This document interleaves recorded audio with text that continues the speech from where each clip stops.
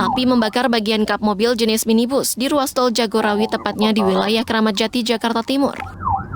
Diduga mobil yang tengah melaju dari arah Bogor menuju Jakarta ini mengalami konsleting listrik pada bagian mesin. Petugas tol dibantu polisi patroli jalan raya langsung berupaya memadamkan api. Api berhasil dipadamkan 20 menit kemudian. Gangguan mesin, anggota lagi sedang melaksanakan patroli, menemukan tersebut langsung mengambil tindakan dengan apar dengan pihak-pihak terkait yang ada di lapangan.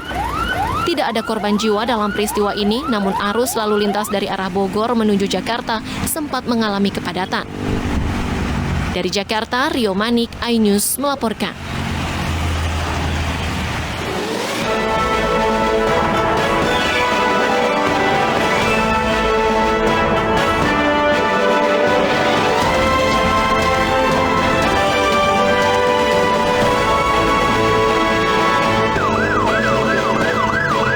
Polisi kejar para pelaku tawuran di Pademangan, Jakarta Utara.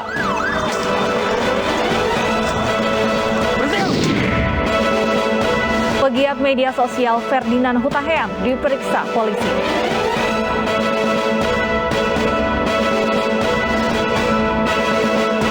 Polisi memburu pria yang membuang sesajen di Lumajang.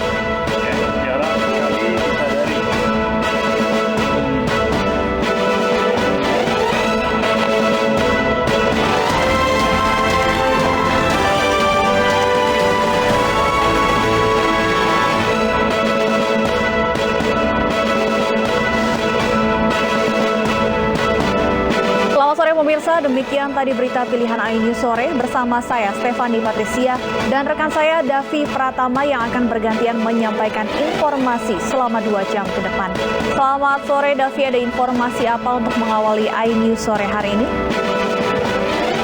Ya, selamat sore Stefani dan juga pemirsa. Selain 3 informasi tadi, kita juga memiliki informasi terkait aksi kejar-kejaran antara polisi dan pelaku tawuran di Pademangan, Jakarta Utara. 2 pemuda berhasil ditangkap dan ada korban yang terluka karena senjata tajam.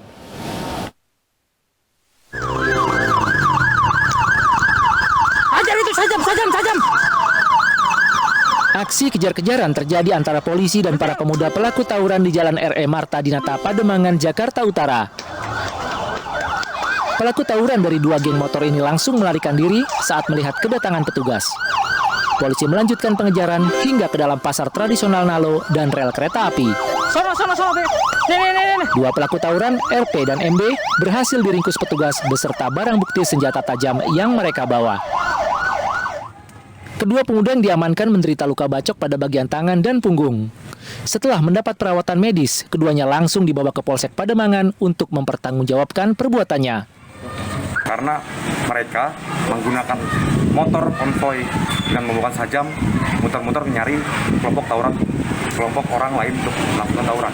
Ada berapa motor bang mereka muter-muter? Sekitar berapa bang? Kurang lebih 20 motor. Kini polisi masih memburu para pelaku tawuran lainnya.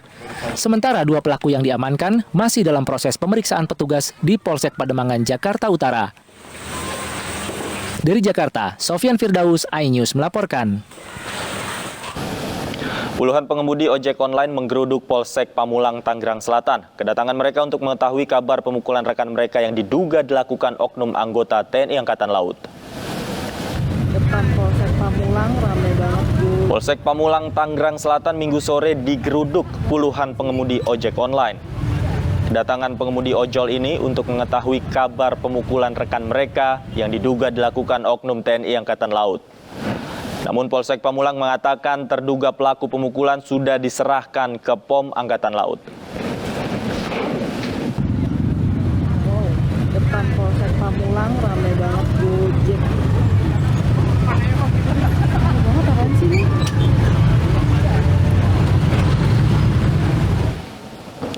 Perang antar suku antara warga Kabupaten Nduga dan Kabupaten Leni Jaya kembali terjadi di Kampung Woma, Distrik Womo, Kabupaten Jayawijaya, Papua. Penyebab perang antar suku diduga karena ada warga Nduga yang dibunuh oleh warga lain Jaya.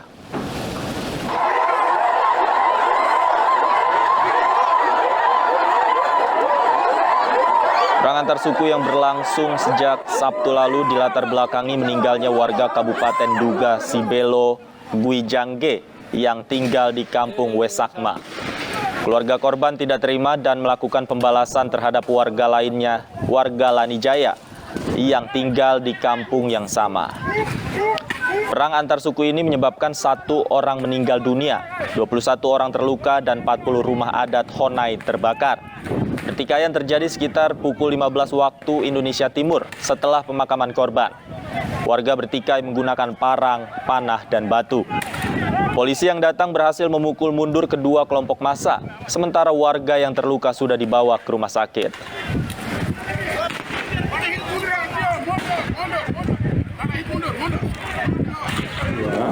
Tersebut mengakibatkan 2 orang meninggal dunia ya sejak kemarin hingga tadi sore, yaitu si Bola Guijangge dan Luk Hiluga dari suku Duga, dan 21 warga masyarakat luka-luka dari suku Lanijaya.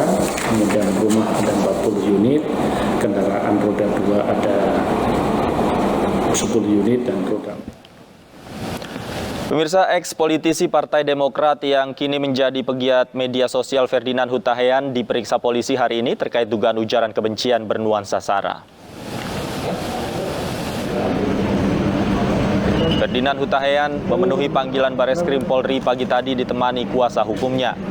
Ferdinand hari ini dipanggil sebagai saksi untuk klarifikasi dan penjelasan terkait cuitannya tentang Tuhan yang membuat heboh media sosial. Sebagai bahan klarifikasi, Ferdinand membawa sejumlah dokumen yang akan disampaikan kepada penyidik.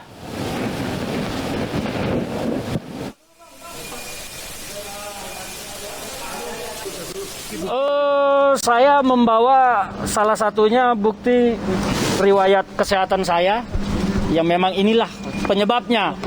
Ya, bahwa yang saya sampaikan dari kemarin, saya itu menderita sebuah penyakit sehingga timbullah percakapan antara pikiran dengan hati. Jadi saya membawa riwayat kesehatan saya yang memang mengkhawatirkan sebetulnya. Mudah-mudahan tidak terjadi apa-apa. Jadi nanti akan saya jelaskan semua di dalam saja, ya. Mungkin itu dulu. Kenapa? Pengacara yang dampingi berapa? Ada Bung Zakir Rasidin, ada Bung Roni, dan ada Bung Kosner yang mendampingi saya. Beliau-beliau ini adalah sahabat saya lama, teman-teman saya yang mendampingi saya kali ini. Berarti bisa ditegaskan mencuit itu tidak dalam keadaan sadar gitu ya? Kalau dibilang tidak dalam keadaan sadar, tidak juga. Tetapi permasalahan pribadi saya membuat pikiran saya dengan hati saya itu terjadi perdebatan lah. Pikiran saya menyatakan, sudahlah saya itu akan mati. Kira-kira. Pemirsa, kita akan langsung menuju ke Bareskrim Mabes Polri untuk mengetahui informasi terkini terkait pemeriksaan Ferdinand Huta Heian. Ada rekan kami Revika Sibarani di sana. Revika, apakah hingga sore hari ini pemeriksaan terhadap Ferdinand sudah selesai?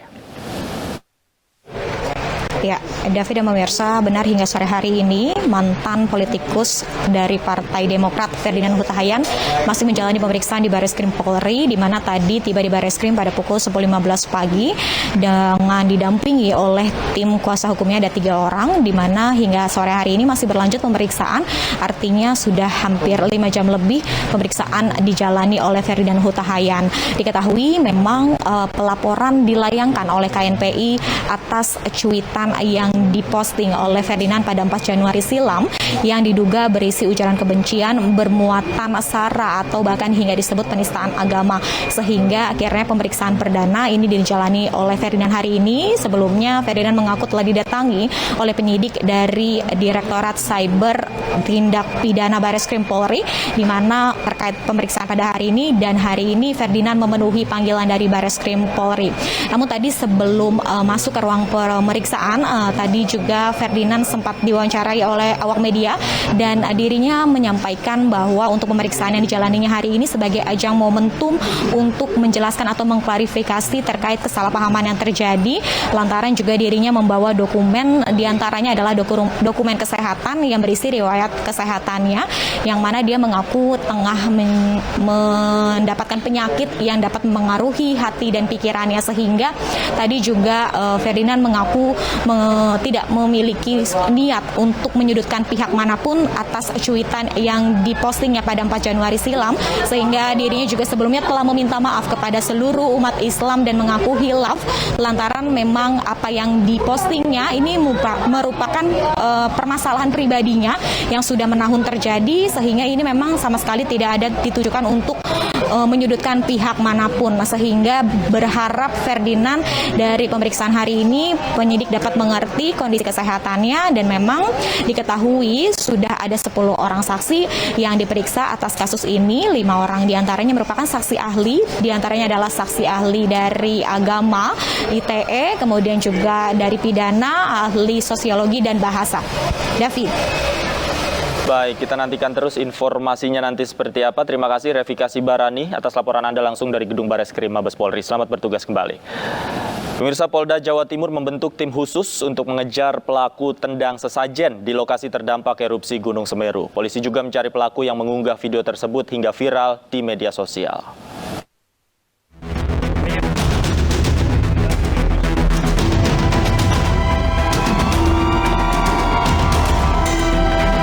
Kelompok masyarakat Prajaniti Hindu Dharma Jawa Timur mendatangi Polda Jatim. Mereka melaporkan penendang sesaji di lokasi bencana erupsi Gunung Semeru di Lumajang, Jawa Timur. Mereka berharap pelaku segera ditangkap agar tidak menimbulkan kegaduhan. Kami menginginkan, mengharap Polda Jawa Timur untuk lebih serius untuk menangani ini, karena ini akan berdampak nasional. Kenapa berdampak nasional? Di sini.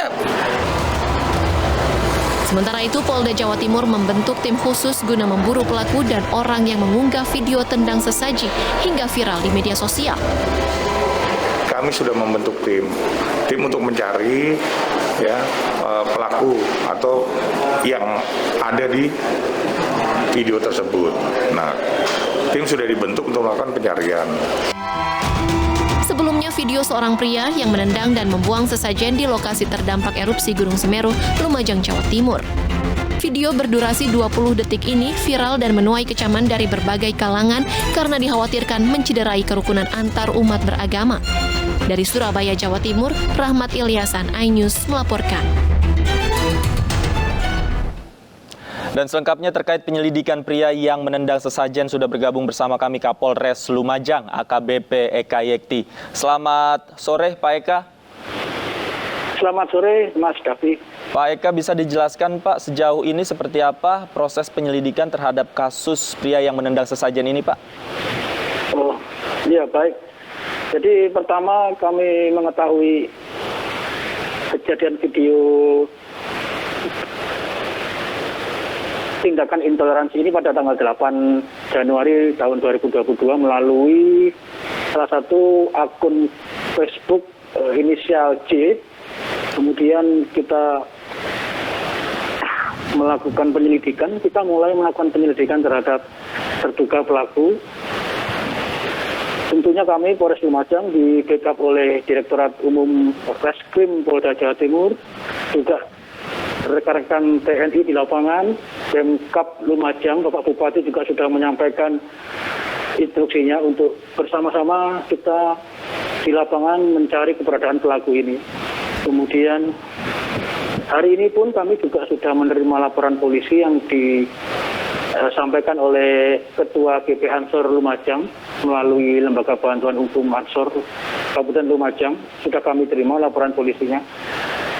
Kemudian terkait dengan informasi yang terduga pelaku yang diberikan oleh warga masyarakat kepada kami dengan inisial HF, coba kami telusuri baik itu keberadaannya di lapangan, yaitu di sekitar Desa Supiturang, Kecamatan Pronojiwo, Lumajang, juga melalui penelusuran medsos. Baik.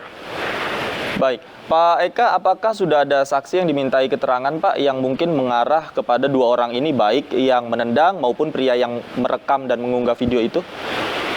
Sudah, kami sudah melaksanakan pemeriksaan saksi, kemudian juga kami sudah mengumpulkan barang bukti yang ada di TKP.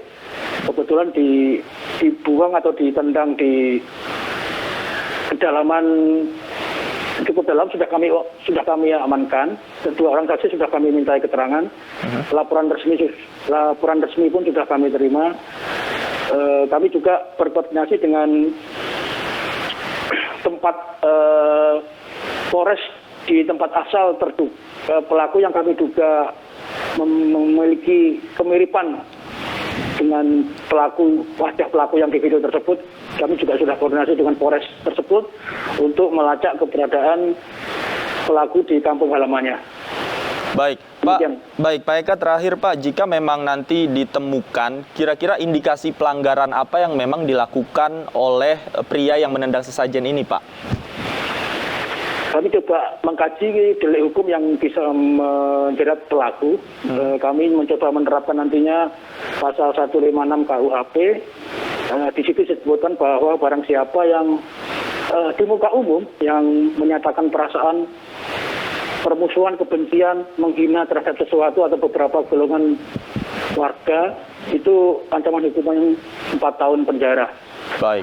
Denda 400.000. Kemudian juga di Undang-Undang Nomor 19 tahun 2016 untuk pelaku penyebaran video ini juga coba kami kaji untuk kami terapkan terhadap pelaku tersebut, khususnya di pasal 28 ayat 2 untuk pasal 45 ayat 2. Di situ berbunyi setiap orang yang dengan sengaja dan tanpa hak menyebarkan informasi yang ditujukan untuk menimbulkan rasa kebencian atau permusuhan terhadap individu atau kelompok, ras, agama atau suku, itu ancamannya 6 tahun dan dendanya 1 miliar.